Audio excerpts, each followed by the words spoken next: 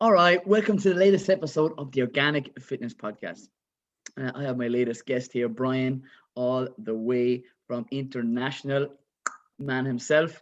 So, Bryan, just want you to tell the listeners firstly a little bit about yourself, a small bit about your background and what you're doing. We'll get into the couple of questions then after that, man. Yeah, absolutely. Yeah, I'm from North Carolina. Grew up here in the States, and I actually lived in England for a couple years way back when. So I've been over the pond there, and yeah, I guess by day I'm a computer software guy. I'm a chief technology officer and help out a lot of different companies with that regard, and that's my career. And I don't know, 10 years ago, discovered this vegetarian, vegan, plant-based lifestyle, and have been creeping more and more towards that every year that's gone by, and built my brand here a little bit, and yeah, I'm excited to talk with you. So nice to meet you, Coleman. Yeah, it's good to connect. That's what I'm talking about. I love social media in this way, and it's fun. People can connect, right? The majority of people, straight off the bat, are going to ask the question: if you're going plant-based, where's your protein coming from? I talk a lot about that. Where's protein come from? You can get protein from plant-based sources. Okay, what I recommend is complete protein sources. They're going to be tofu, they're going to be tempeh. Tempeh is higher plant-based protein. Tofu is also complete protein. Then there's hemp seeds, is another one that people don't even realize that you can add in. There's a Yeah. seed that contains all nine of the essential amino acids. But we were just touching on the likes of getting people to cook from scratch, because a lot of people will call a spade, will call white as white or black as black. People Hmm. don't know how to make food tasty. And that's Yeah. key. How to taste Yeah. good. Absolutely. My favorite thing right now is this tempeh bacon. I slice up the tempeh real thin, and I put this uh, I don't know, miso, agave, syrupy mixture together with some spices, and I let that tempeh marinate for like 24, 48 hours. And then I just cook it up just like bacon and grill it. And boy, it gives it that nice crispy flavor. And I make a big batch of it, and it lasts me all week long. And I throw it on my salads, on my food, on a sandwich, whatever. It is phenomenal. So I love tempeh that. is my favorite. Tempeh is, and I have to point out, because a lot of people say, oh well, chicken has higher protein, but was the fact is those tofu and that tempeh come from beans, so that means it has fiber. Fiber is not good gut health. How important is gut health? Because it improves your immune system. If you want a stronger immune system, if you want to be healthier, and the advantage is you can get it a hell of a lot cheaper, organic tofu and tempeh, than you can the likes of Oh, chicken. for sure. Hey, you and I both know with the gas prices going up and the transportation costs, and you got to feed the beans to the cows to get the steak to you, the meat prices are going to go nowhere but up. So I'm with you. Yeah. And the fiber is key. Like most people, everybody gets enough protein in my mind. The protein is not the issue. The issue is really the fiber and some of those other nutrients that you got to think about, because the fiber is what helps change your life, really. Get that stuff flowing. Big time. No, I will be a firm believer that people do need to hit their protein targets and they need to hit their fiber. That's two things that I Mhm. find with clients that I train personally in the fitness business. It's they're lacking, and firstly, they're lacking the knowledge of what foods to eat. Secondly, it's where to get them. Yep. And I just want to touch on, what was your previous diet like when you were growing up, or just previous to a more plant-based approach? So what were you eating for breakfast, for lunch, for dinner? Because my previous diet was, I was a ham sandwich man with easy single cheese, literally, Yeah. that was probably 95% plastic, if I remember right. Yeah, for sure. Yeah, no, I mean, I've probably lost 50, 60 pounds since I switched. That first year, I lost about 45 pounds, and I've just sort of honed in since then. So it's been an amazing change in my life. I send you those Fat Brian pictures from way back when, but um, yeah, I mean, I was your typical American diet, burgers and French fries. I mean, you can't go wrong with a buffalo chicken sandwich. Can't, I love that. I grew up Italian, so it's pasta and meatballs and lasagna. And yeah, this I feel like I still love those things. I've just found plant-based alternatives to them, and they're working and they're rocking it. So I love it. That's interesting. With your Italian background, how do you deal with family occasions, whether it be Christmas, which is difficult for a lot of people? And I did a strict vegan trial there, not this Christmas, the previous Christmas. And what I did was, I actually didn't even tell anybody at the time that I started it, and at our gathering of family, there's about 17 of us, so it kind of went unnoticed. And there's a lot of things that you can eat, and there was a lot of veg on offer that day. But the fact is that I had to meal prep in advance of that. But and strategies do you take? Yeah, I mean, obviously my immediate family knows I'm on this journey. You know, they're always watching my Facebook posts and everything. So I've actually gotten my sister to go vegetarian, and I'm proud to say she's almost a year and a half into her vegetarian transition here. So that's about half the family I'm getting on board here. So my tricks are, I guess, twofold. Number one, like you said, meal prep a little bit. And when I'm going over to somebody's house, I'll just have something before I go. That way I can nibble on whatever silly sides they have for me and it not be a big deal. Or else number two, like my mom knows I'm coming. She'll just wind up making two versions of it. She'll make one with the real meatballs and one with some fake meatballs or something. I mean, I wind up eating a little bit more processed foods than I would like at the holidays per se, but at least I feel like it's becoming a little bit more mainstream, a little bit more acceptable. And, you know, it's the holidays, you splurge a little bit, you know, like we were talking about earlier, you know, it's okay to have an Oreo cookie now and then, just don't make it a part of your daily routine. So Just to expand on that point.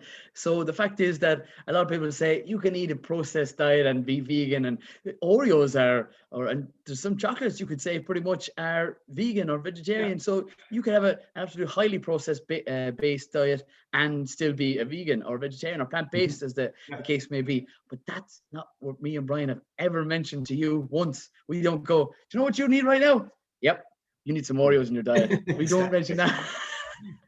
For sure. I mean, don't get me wrong. I think an Oreo cookie or a nice piece of chocolate on a special occasion, that's spot on. Go for it. But yeah, I mean, you just need to get a little bit more plants going. I mean, I see your videos. You have some amazing gardens going there. I've got my little hydroponic garden in my house here.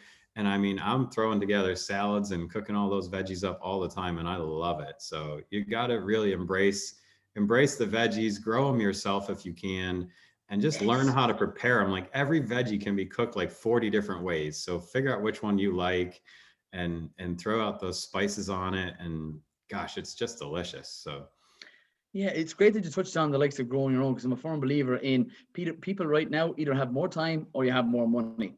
Mm-hmm. And the majority of people right now, they have a little more time in their hands. So sowing a seed couldn't be any more of a beneficial advantage to you. If you have a small meter square area out the back, you wouldn't believe what you could grow, what you could have.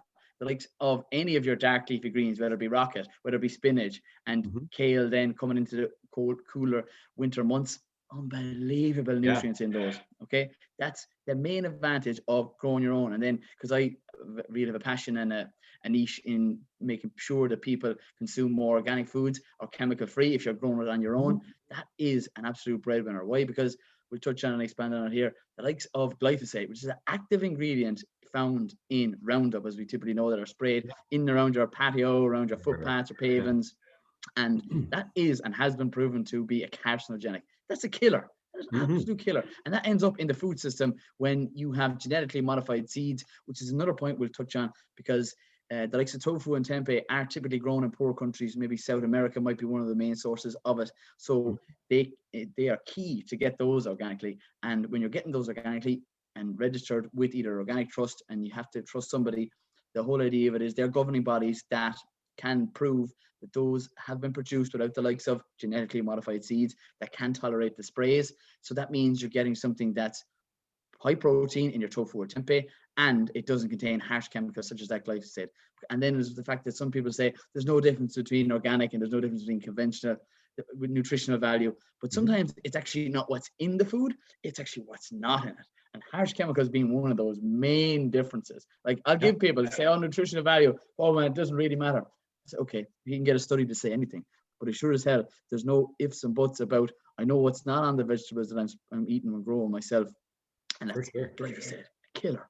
Absolutely. I mean, I guess my two comments to that are really like, I had my garden last year and I did okay on it, but this year I'm doubling the size of my garden, and I do the square foot gardening method. So I'm doing like a 4x4 square box, and it's sort of raised up, and like I don't have to dig, I don't have to worry about the ground. I just throw my proper mulches and stuff in there and get some amazing vegetables. And this year, for the first time, I'm going to try some potatoes and carrots and get some of those deep rooted veggies in there. And I'm so excited to try it. But I mean, it's honestly true. Those sprays and chemicals out there are honestly just slowly poisoning us. And there's a company here in North Carolina, I think, that's coming out with some medicine to help counteract those effects. And I'm just like, we shouldn't even have to be worrying about that kind of stuff. If we just grow it the right way from the get-go, we don't need to put poison in our bodies and then have another pill to help us get rid of it. Like, that's just like counterintuitive. But yeah, I mean, you all have more time on your hands with this crazy COVID thing. So like, get out there and at least plant some tomatoes. They're so easy.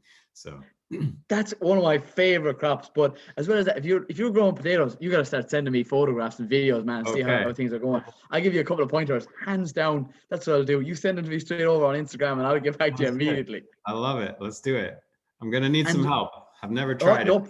No problem at all. But I'll touch on that point. I love the way we're on organics as well. We got onto that.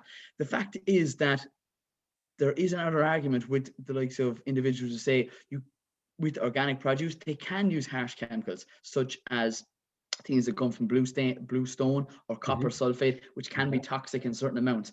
But again, just because something is allowed in organics doesn't mean it's used, okay? And as well as that, if it is used, it's used in very small amounts. And that's important to know where your food is coming from. Whether you know the farmer, you know the grower, or you're growing it yourself. And how do you avoid and why is copper sulfate used in organic methods? It's used to control blight, which is the main problem, which caused a major famine way back when, and in Ireland. But the fact is, you don't have to use copper sulfate. Its prevention is key. Just as we're talking about, why get a chemical or an antibiotic to help improve your gut health because of toxic chemicals? Eliminate the middleman there and eat clean cut, your own grown, somebody else grew chemical-free veg for the win. But the thing is, how do you avoid it is to grow blight-resistant varieties.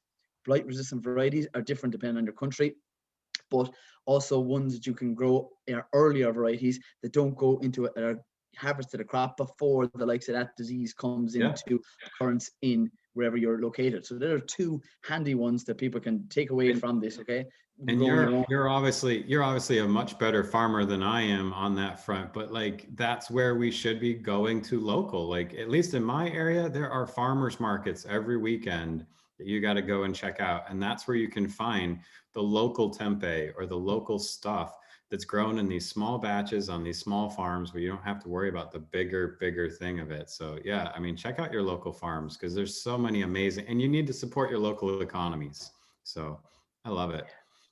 No, that's the winner. And I literally harp on about that. It's a triangle that I have. It's like local down here, fresh over here, and organic. It's the pyramid. Yeah. Why?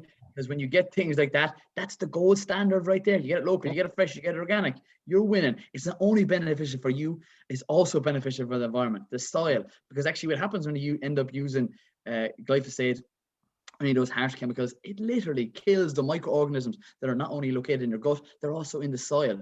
So if you ever noticed, wherever you're based in America, the periphery edges of the grass are sprayed with lads with masks and big massive suits on them, and it'll sink down that soil area, whether it be on the edges of periphery edges of your garden. You spray it, you commonly see it, people with knapsacks around the periphery edge of your garden. What happens is the soil level drops down a couple of inches. What actually happens is you're killing those microorganisms. You're killing all the things that break down the vitamins and minerals that then the plants or the grass in that particular case will be taking up. And then whatever that plant takes up, whether it be the Roundup or the vitamins and minerals and the nutrients that are in the soil, including the water, is what we consume. That's right. What you eat. Yeah. Not to mention you're probably walking on it, dragging it in the house and everything else. So gosh, don't get me started on that. So yeah. And I just want to touch on we have been touching on, we call it environmental impacts, trying to go local and trying to go fresh. The fact is that the nutrients that are in the soil we touched on, but with the likes of plant-based diet, okay, we touched on protein, but another one is omega-3s that typical people will touch on. What are your approaches to that? Do you get bloods tested, or what are the foods that you use yourself that will be high in omega-3s? Or along Yeah, those lines. absolutely. I mean, I'm a complete nutaholic. So I'm taking a handful of the walnuts and the almonds and the cashews and the peanuts, and they're all hiding different little variations of that in there, in my opinion. But my secret is probably the chia seeds. I just love the chia seeds. I've got a big old bag of it, and I sprinkle them on everything. And those are full of the omega-3s. And so I'm just, I drop a couple tablespoons in my smoothie. I sprinkle some on my salad. I mean, throw them in my sandwich. You're hiding them everywhere. You don't even notice them sometimes.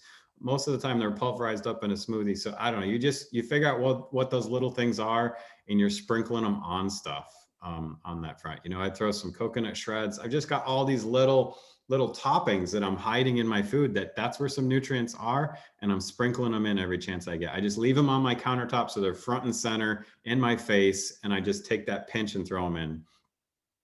That's actually a good one, and we'll expand on that point. The fact is that you have them there at arm's reach. When I actually get the majority of my nuts or seeds, I use a lot of flax seeds, which are high in omega-3. I use chia seeds as well, and following that, I do have walnuts in my diet. Mm-hmm. And spirulina is another thing that I add in. But I just must point out the fact that you have them there close. And what I do is, if I ever do end up getting nuts, I try to get them in a jar. But if I don't, I end up taking them out of whatever container they do come in, typically plastic, and put them into a glass jar, because there's toxins that can leak from the plastic into the likes of the food that you're eating, whether it actually be nuts or not. I should have showed you those glass red pepper flake jars, like at the pizza places. You know what I mean? Those are perfect little hole sizes for the flaxseed and the chia. And I forgot I have the flax seeds. I don't have them front and center. That's why they're in my pantry. But when I do remember, I run out of the chia seeds. I usually grab the flax meal or something and throw that on there. So yeah, you just figure it out and sprinkle it on. Smoothies are actually a winner, and one of the reasons why I started doing smoothies for a lot of the clients and people that I train one-to-one and online now at the minute is the fact that they're so easy to put in all your different powders, sprinkles, nuts, and seeds, and then that just gets you right where you are to where you want to be, getting more vitamins, getting more minerals, and the more of those things. That's the other trick on a Sunday. I'm just trying to meal prep those. You get the little couple containers, and you sort of pre-make your smoothie mixtures for the most part. And you got 4 or 5 of them lined up. And whenever you need a smoothie, you just take this and that and dump it in and hit the mix button, and you're done. You don't have to grab 40 ingredients. You get them all sort of pre-mixed like that. So plan ahead. You'll save time and be able to eat healthy on the go quick. So one of the meals or kind of things sometimes happens with people is they don't have enough sauces or spices and things. And actually, just something that I've done in the last 24 hours and 48 hours, making a salad dressing that you can put onto any meal with hemp seeds. Hemp seeds, it was tahini. Following that, it was warm water, all mixed up. I put in a pinch of salt. Unbelievable. So similar to the likes of a dressing, but yet it's single ingredients, classics, and water in a blender, adding it to whatever. I'm going doing it all this week, 100%. I'm going doing it. Absolutely. But it's those small hacks and tricks, and it's alternatives. I don't ever get people to take out food from their diet. I always focus on the positives. Put something back in.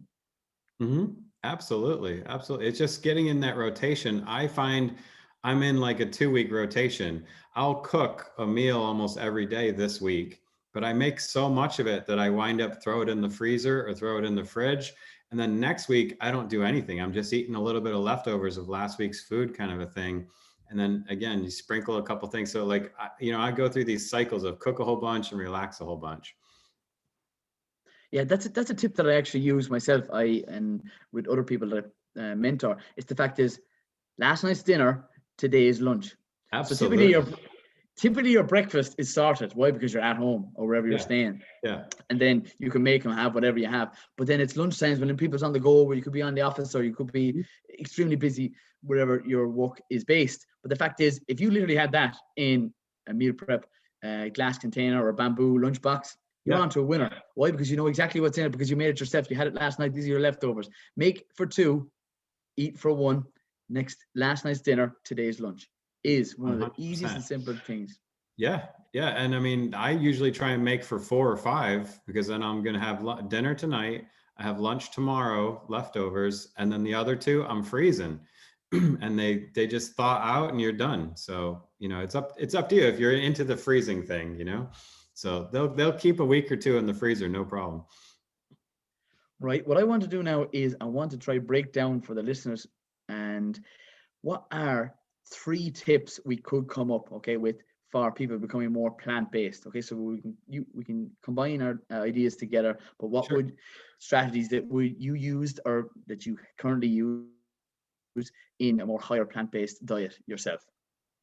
I mean, I think obviously you and I are very, very passionate about growing your own. So if you're not doing that, I don't know, what are the simplest things you can do is grab a thyme or a mint plant that are probably at your grocery store in the hydroponic section. You buy them, you come home, you chop a little into your pasta or something, but then plant it. And the mint plant just grows like weeds, and you'll have fresh mint for anything that you want. And it's such a nice little variety. So just get into figuring out how to grow a couple things that you love and repeat that over and over and over. And then pretty soon you'll call yourself a gardener. So, that's how it worked for me. Like 4 or 5 years ago, I started with 1 or 2 things, and now it's just blossomed into, I'm just so excited to get out and garden this spring. So how's that for a first one? What do you think? That is a classic. That is a classic first one. I have to say that mint. I would highly recommend you to keep it in a pot because exactly that. It does spread like absolute wildfire. But yeah, you can't kill that one. You can't. So be careful for those people. We're trying to encourage them to look after their veg patch. If you plant mint in there, by God, it will take over. Yeah, he's gone. She's a runner. He's a marathon, ultra marathon. That fella is. But to further expand on that point in relation to mint, mint is one of the top 10 antioxidant herbs. I'm actually a firm believer in eating foods that benefit you, and they're extremely beneficial foods, such as antioxidants, are extremely high in herbs and spices, and mint being in the top 10. And one of the main advantages of eating firstly organic produce is they contain higher antioxidants when compared to conventional. And one of those main reasons may be due to the fact that they might get more little natural nibbles, or they're under a little bit of stress. And when plants are under stress, they produce these antioxidants. And then those are the added advantages of when they produce that beneficial chemical, we end up consuming that. So a little bit of stress in the plant ends up benefiting us. And that's just another point I'd love to expand on in the mint section. I mean, I have the mint, basil, and thyme plants in my little garden here inside the house. And every smoothie, I'm just picking off a couple little leaves and throwing them in my smoothie. Whether you even notice the flavor or not, it's just a great way to just throw a few extra nutrients in your smoothie. So yeah, herbs, spices for the win. I'd be major passionate on them. Basil is another one. To prolong its life, it's typically grown at warmer countries, or warmer climates, due to the fact that's where it originates from. But only harvesting the top 2 leaves. Brian, this is a tip for you now, straight off the bat. Only harvesting the top 2 leaves, so the 2 more side shoots are going to come out for you. That's a major tip for anybody listening to this and wanting to grow a little bit of their own this year. And in Ireland, particularly, you need to either have it on a windowsill, a warm windowsill, and or a glass house or a polytunnel to get and harvest off the likes of, because it comes from a typical hot loving plant. Yeah, I want to say you might have posted a video about this, but I did watch something on basil, and if you pick it the right way, you can almost keep it alive indefinitely, just like a mint plant. So it's amazing. Yeah.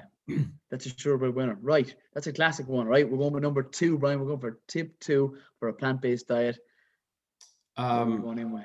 I guess to me it's like start expanding your horizons. You know what I mean? Like most of the people on the planet eat the same 5 things, and it's just terrible. Like there are 10,000 vegetables out there. I mean, in Ireland, you probably got 500 kinds of potatoes. Like get out there and try some new stuff, people. Open your horizons, expand your palate. My mom hates kale, but I have found little sneaky ways of slipping kale into some recipes, and she doesn't even know it. And then she's like, what is this? It's good. I go, it's kale. And then she's like, oh, I don't like kale. Well, you do. If you do it the right way, kale is an amazing leafy, fibrous vegetable that you've got to sneak in your diet somehow. So expand your horizons. There's 500 kinds of lettuce. Try them all. See which one you like. Arugula isn't for everybody.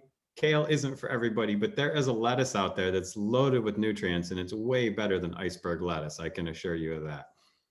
Oh, definitely. I love talking about nutrients and the benefits of foods. magnesium is massively high in dark leafy greens. And arugula, for those of you who don't know, Irish or European listeners, is rocket. Both rocket in being in season, kale just finishing up over here in Ireland. And those, what I do with my kale is kale curry chips, full dinosaur kale, sprinkle of curry in the oven, pop it out, literally 5 minutes later, crunch. Unbelievable, Jeff. Unbelievable. I love it. I love it. Right, Brian, we're going with our third and final tip, plant-based. Here we go. I'd probably go back to what we talked about before, and that's to meal prep it. You know what I mean? A plant-based diet that's low in sodium, high in fiber, it takes some planning. You know what I mean? You can't be a gourmet chef every single day, but you can be a gourmet chef 2 or 3 times a week, and you can make enough to make it last for a long time. So I've turned into a really big fan of the meal prep on that front. So don't be afraid to make extra, figure out your way of preserving it, whether you eat it for lunch tomorrow or the next couple days, or you want to throw it in the freezer, whatever you want to do, but meal prep your way to the life that you want. So I absolutely love it. Those 3, we'll just recap on them again. Grow a little bit of your own. Trying new veggies. Don't stick to the same old veg you're having every ding dong day. Broaden your horizons. And the third one is meal prep. Absolutely key. All right, Brian, I always finish up my show by asking you yourself to tell the listeners where's the best place for them to reach out to you and know a little bit more about you and your brand that you're putting out there on social media. Yeah, absolutely. Well, Colman, it's been a pleasure talking with you, and I love what you're doing. I love following you and seeing your videos. So keep doing what you're doing for sure. I don't 100% know what I'm doing with this idea, but it's realmeneatplants.com. That's where you can get started. I'm on all the social media stuff. I haven't joined TikTok like Colman yet, but I'm hoping to soon. But realmeneatplants.com. I'm Bryan. It's Bryan at realmeneatplants.com. So drop me a note. I am trying to help shift and change the paradigm for men's health by helping men come to the awareness that they need by adopting a plant-based diet in some way, shape, or form.